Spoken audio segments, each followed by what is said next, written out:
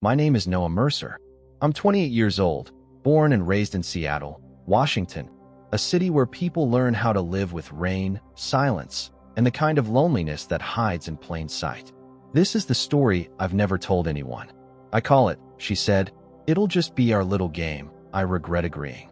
It began on a Monday night in late November, the kind of night when the city looked blurred at the edges and every window seemed to hold someone else's life. I was working as a senior brand strategist at a fast-growing design agency downtown. On paper, it sounded impressive. Glass-walled offices, big-name clients, free coffee, expensive lighting, and managers who used words like vision and culture while quietly working everyone into the ground. I had learned to survive there by being dependable, calm, easy to overlook until someone needed a crisis fixed at 11 p.m. That was my specialty, cleaning up messes no one wanted their name attached to. At home, things weren't much simpler. My younger sister, Lily, had stopped speaking to our father after a fight that ripped the family in half. My mother kept calling me as if I could somehow translate grief into peace. And my own relationship had just ended 3 months earlier, not with a dramatic betrayal, but with something worse: exhaustion. The slow death of two people who stopped reaching for each other. So when I first met Celeste Arden, I was already tired in places sleep couldn't touch. She joined our agency as an external consultant on a luxury hotel campaign. 32. Brilliant. Controlled. The kind of woman who didn't enter a room so much as rearrange its atmosphere. Dark hair always pinned back in a way that looked effortless but probably wasn't. Sharp cheekbones. Eyes that seemed to linger 1 second too long, as if she was reading the sentence underneath the one you'd spoken aloud. The first time we talked, I was alone in a conference room at nearly 9 o'clock, adjusting a failed presentation deck before a client review. She stepped inside without knocking, holding a paper cup of coffee and wearing a charcoal coat that still carried droplets of rain on the shoulders. "You're Noah, right?" she asked. I looked up. "Depends. Are you here to criticize my slides or save them?" The corner of her mouth moved. Not quite a smile. Maybe both. She set her coffee down, leaned over my laptop, and within 30 seconds pointed out the exact reason the pitch felt lifeless. Not loudly, not smugly, just accurately. I should have been irritated. Instead, I laughed. That was the first dangerous thing. Over the next 2 weeks, we kept ending up together. Late meetings, client rehearsals, elevator rides after everyone else had gone home. She was easy to talk to in a way that didn't feel safe. She asked real questions and waited for real answers.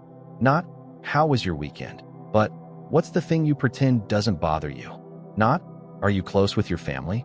but, "Who taught you to swallow your anger like that?" It was unnerving and addictive. One Thursday, after a brutal day of revisions and a passive-aggressive email from my creative director, she found me on the rooftop terrace outside the break room. The city below us was drenched in cold silver light. I had my sleeves rolled up and a cigarette in my hand, even though I'd supposedly quit 6 months earlier. "I thought people only did that in movies now," she said. I glanced at the cigarette. "I'm having a cinematic collapse." She stood beside me, close enough that I caught the scent of her perfume, something clean, expensive, and faintly floral. "You don't strike me as the collapse type." No. You're the type who keeps smiling until something breaks in private. There are moments in life when you feel the ground shift under a conversation. That was one of them. I let out a breath. "That's a strange thing to say to a coworker." "You're not really a coworker," she said. "What am I?" She looked at me then, directly, fully, and I had the sudden, irrational feeling that I'd been standing in front of her for much longer than 2 weeks. "Someone interesting," she said softly. I should have stepped back. I know that now. Instead, I stayed. A few days later, after a client dinner, a group of us ended up at a quiet bar near Pioneer Square. Warm light, low jazz, the kind of place where everyone looked slightly more honest after midnight. One by one, people left until it was just the two of us in a booth near the back, half-finished drinks between us and rain tapping softly against the window. She was quieter than usual. "What?" I asked. She traced a finger along the rim of her glass. "You ever do something reckless just to prove you're still alive?" I smiled faintly. "That depends how reckless." She looked up. "See? That's why I like you. Most people pretend to be better than their impulses." I should have recognized then that Celeste never asked questions she didn't already know the answer to. What kind of reckless are we talking about? I said. She leaned in slightly, voice lowered just enough to make the moment feel private. A game. I laughed once. That sounds ominous. It isn't. She tilted her head. It'll just be our little game. I waited. She continued, almost casually. No sex. No affair. Nothing that obvious. Just, she searched for the word and smiled when she found it. Tension. I stared at her. She went on like she was pitching a harmless experiment. We act normal around everyone else. Professional. Careful. But in private, we push. We flirt. We test how far this thing can go without actually becoming anything. That's a terrible idea. Probably. So why do it? Her eyes held mine. Because you want to. That should have been the moment I got up, paid the bill, and walked out into the rain without looking back. Instead, I said, and what happens when one of us loses? She smiled then, slow and unreadable. That, she said, is what makes it interesting. I told myself I was too smart for danger that announced itself so clearly. I told myself I wasn't a teenager, wasn't some lonely fool waiting to be unraveled by a beautiful woman with secrets in her voice. I told myself this was controlled, harmless, just a game between two adults who understood boundaries. But deep down, under all the lies I dressed up as logic, there was a simpler truth. I had been lonely for so long that being seen felt more intoxicating than being safe. So I agreed. And for a while, it was almost thrilling. Until the first note appeared on my desk. No name, no signature, just 6 words written in black ink across a folded piece of paper. You should ask Celeste about Daniel. I read it 3 times before my pulse started to climb. I looked up across the office floor. Celeste was standing near the windows, speaking to my creative director, calm as ever, one hand tucked neatly around a coffee cup. And when she glanced over and saw my face, she smiled. I kept staring at the note long after the letters stopped looking like words. You should ask Celeste about Daniel. 6 simple words. No explanation. No handwriting I recognized. Across the office, Celeste finished her conversation with my creative director. She laughed at something he said. Light, controlled, the same effortless confidence she carried everywhere. Then her eyes moved across the room and landed on me. For a split second, something flickered in her expression. Not fear, not surprise, recognition. She walked over slowly, heels clicking against the polished floor. You look like someone just told you the ending of a movie, she said quietly. I folded the note and slipped it into my pocket. Just thinking. Her eyes lingered on my face like she was measuring something. Then she smiled slightly. Careful, Noah, she murmured. Thinking ruins most good stories. Then she walked away. I tried to forget the note.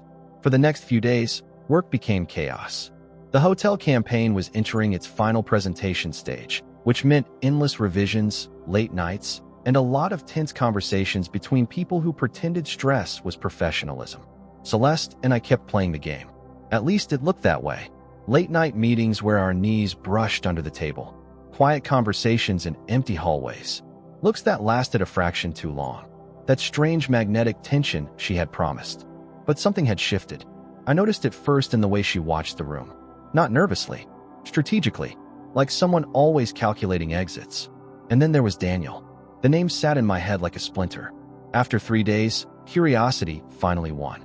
It was nearly 10 p.m. when I asked. We were the last 2 people left in the office again, working through final layout changes for the presentation deck. The city outside the windows had turned into a blur of wet lights and moving headlights. She was sitting across from me, sleeves rolled up, studying a page. I leaned back in my chair. Celeste, do you know someone named Daniel? The effect was immediate. Her hand stopped moving. For a second, she didn't look up. When she did, her face was calm, but her eyes had sharpened. Why? Someone left me a note. Silence filled the room like smoke. She studied me, searching my expression carefully. What did it say, she asked. That I should ask you about him. She leaned back slowly, exhaling through her nose. For the first time since I'd met her, she looked tired. People should really learn to mind their own business, she said. That's not an answer. No, she agreed. It's not. I waited. After a long pause, she stood and walked to the window. The city lights reflected faintly in the glass. Daniel was my fiancé, she said quietly. Something inside my chest tightened. Yes. What happened? Her shoulders moved slightly, like she was debating how much truth to release. He died, she said. The words dropped into the room like a stone in still water. I'm sorry, I said automatically. She shook her head. Don't be. That was a strange response. I watched her carefully. What do you mean? She turned around slowly. Because the story people tell about Daniel isn't the truth. My stomach shifted. What's the truth? Her eyes held mine for a long moment. Then she said something I wasn't expecting. He thought I was playing a game too. The words hung between us. My pulse started to climb again. Celeste. But she cut me off with a soft laugh. Relax, Noah.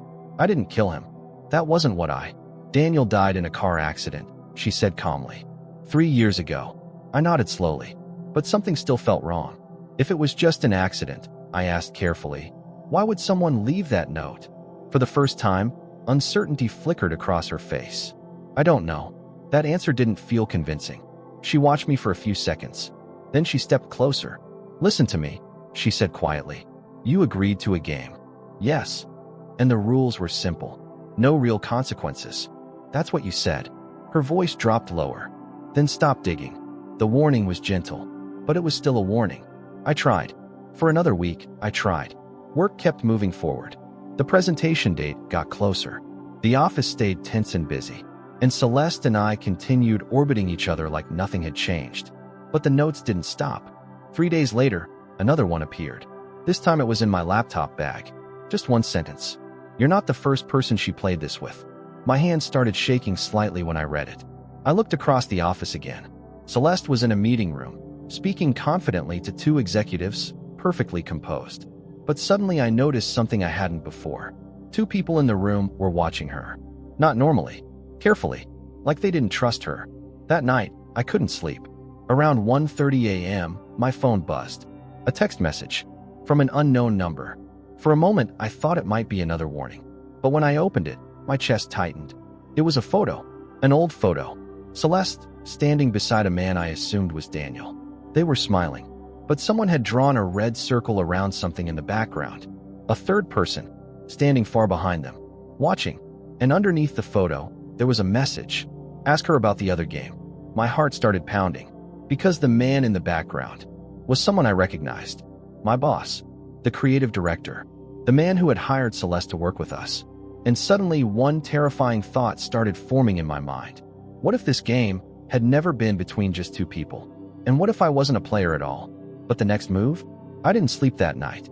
The photo stayed open on my phone screen while the rain slid slowly down the window beside my bed. Celeste. Daniel.